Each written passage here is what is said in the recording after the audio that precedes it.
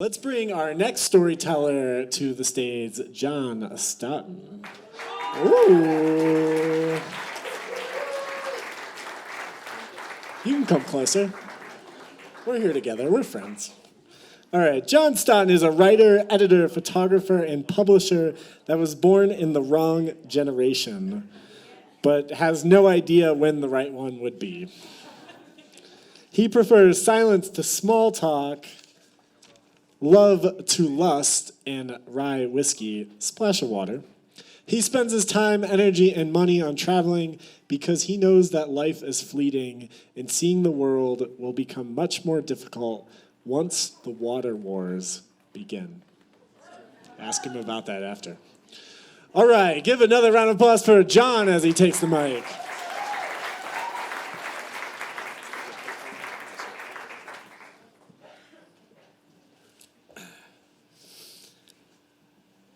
Richard Brodigan put a .44 Magnum to his temple at the age of 49. Hunter S. Thompson shot himself at 67 while he was on the phone with his wife. Hemingway did the same with a shotgun in Ketchum, Idaho in 1961. By that point, he had published 9 books and half a dozen short story collections. Sylvia Plath put her head in an oven 2 years after her first book of poetry was published. Kerouac drank himself to death at 47. With 14 published novels under his belt. That death was not classified as a suicide, but his intentions seemed quite clear.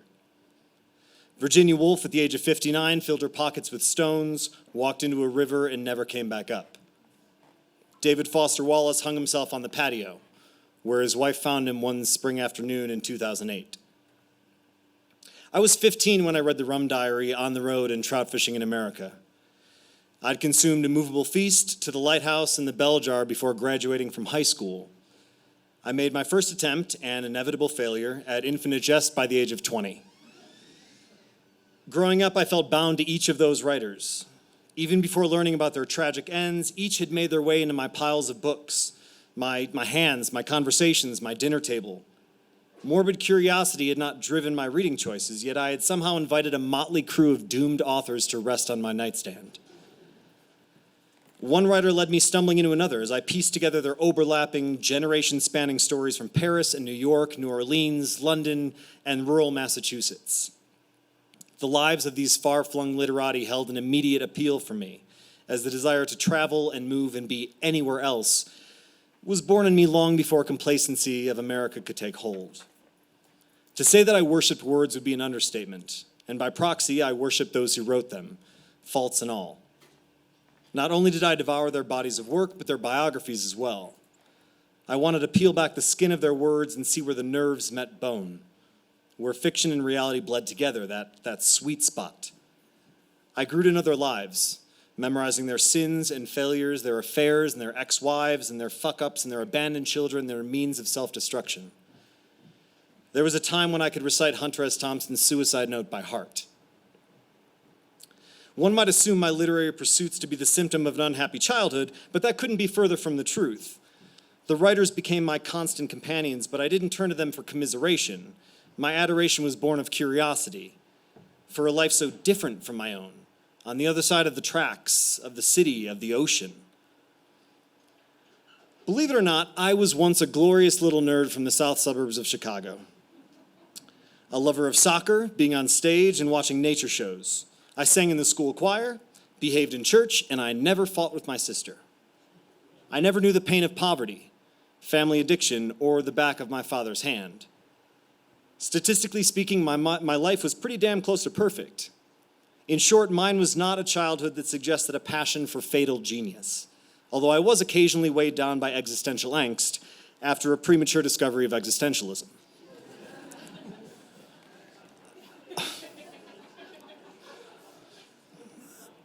All this exposition is to say I never expected to find myself playing chicken with suicide in a Washington motel room with a bottle of whiskey and the stash of meds I've lugged around since the Bush administration. Expired tramadol from a car accident in Paris, gabapentin from a Chicago shrink, codeine from London, OxyContin from the Caribbean, as well as handfuls of loose Xanax, Sudafed, and Vicodin from unremembered sources along the way. At most points in the past decade, I've been within arm's reach of all the pills I would need to end my life in an ecstatic daze.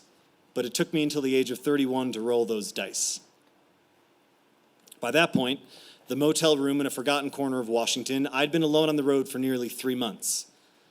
11,000 miles were behind me, my writing had run out of gas midsummer, my car had been stolen and recovered in the previous 24 hours, and I was approaching every edge I'd been teetering on since spring, namely mental exhaustion, emotional collapse, and physical destruction. I could no longer count the number of bruises and fresh scars on my body. I sped away from the scene of that latest betrayal in the direction of where home used to be. I made it less than 30 minutes before experiencing what I assume is a panic attack, my first ever, at 70 miles an hour, which chased me onto a shoulder and then frantically up the next exit ramp. The motel room attendant seemed to distrust me from the jump.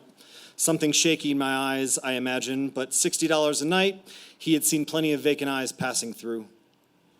There was a faded pastoral scene above the bed, not in a frame, but a poorly painted one right on the smoke yellow cinder block that served as a headboard. The room was instantly depressing, but I slammed the door and sealed both locks like it was a sacred sanctuary. I collapsed at the foot of the bed, shaking, and lit a cigarette.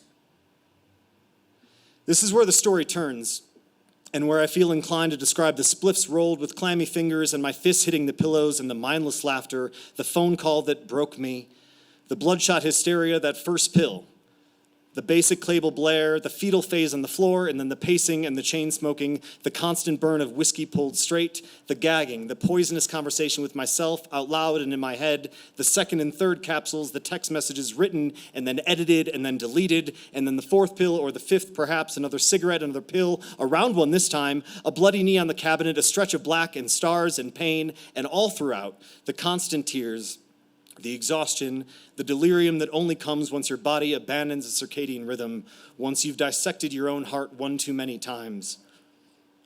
Perhaps I should blame arrogance for never feeling truly capable of suicide until the moment was upon me.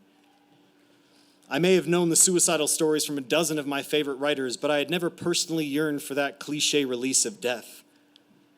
Life had dealt me hands of loneliness and loss, but never a shattered heart or a broken home. I had no idea what that would feel like. I had no precedent for what my mind would do to itself. In the past, every choice to change major things, a lover, a zip code, a continent, had all been made by me. But having the tapestry of my life unraveled so quickly by someone else's hand represented the ultimate loss of control. What followed was physics, not poetry, and one thing led to another. A chain reaction, an avalanche of chaos on full display. I wish I could tell you that I thought of the people I loved, of how badly my absence would hurt them, or of the destructive consequences that would result. I wish I'd reflected on the beauty in my life, or of how fortunate I was in comparison to the suffering that billions of others bear. I wish I could describe some great religious revelation of reborn faith, but none of that happened. I'm ashamed by all the things I didn't think. In the midst of that loneliest moment, I instead thought about what I would leave behind. I thought of whether the world would have any reason to remember my name for more than a few years. No kids, no house, no wife, no novels, no fucking Wikipedia page. An utterly forgettable life. Certainly not one that would ever be listed among my literary heroes. At the realization that my sandcastle legacy would be gone in a blink, I got angry. Sadness had been riding shotgun all summer, but I had punched most of my anger into a kitchen door last April and had done my best to leave it there. Staggering to the mirror, my eyes were alien, like I was being forced to look into a dark corner of someone else's life. I screamed at the glass until the back of my throat ached. I reveled in the pain as a distraction. I didn't recognize myself, 20 pounds lighter than I'd been in April. A slow-roasted face caked in days of sweat and dirt, blood-stained pants, and a shirt that exhaled smoke and booze. The reflection looked like a lie, contradicting all my youthful expectations, and the mind observing it felt destructive, but softening somehow right at the edges, losing its grip. My vision blurred, and my fingers clung to the edge of the sink like a cliff. It wouldn't take much for gravity to do the rest. I could see the fear flash in my eyes, I remember. The desperation of an animal on the side of the road, not dead, but dying. The last thing I remember was looking in the mirror and wondering if I was too late. The quick ending to the story is that I'm standing here to tell it, but my capacity for suicide exists now, or at least the memory of it does. I may look the same as I did last year, but my mind is different. Of that I am sure. I reached that point where my nerves met bone and I scrambled back from the edge, unlike so many others. Rarely does the macrocosm help to understand the microcosm, but in this case it might. In the cosmos, there is a certain point beyond which we simply cannot see, the edge of the observable universe, about 47 billion light years away. However, as our universe expands, our capacity to gaze further grows with it, but only because time is passing. It must be remembered that the edge, the true edge of our capacity to see and understand, is forever out of reach. There is no edge, just a blurry puddle of potential. I never expected or wanted an easy life, but I also never imagined wanting to cut it short. The option had simply remained out of sight, beyond my capacity to desire, until it wasn't. I have been envisioning and describing human consciousness like a bubble, one that is continually filled with new pockets of understanding like some unevenly growing fruit. That image seems less threatening than how it can feel, more of a bomb than a berry, but this image also suggests balance. Watching that bulge of self-destruction swell to the point of bursting is terrifying, and I am far from trusting myself again. But perhaps some nebulous revelation is waiting just beyond the edge of my vision.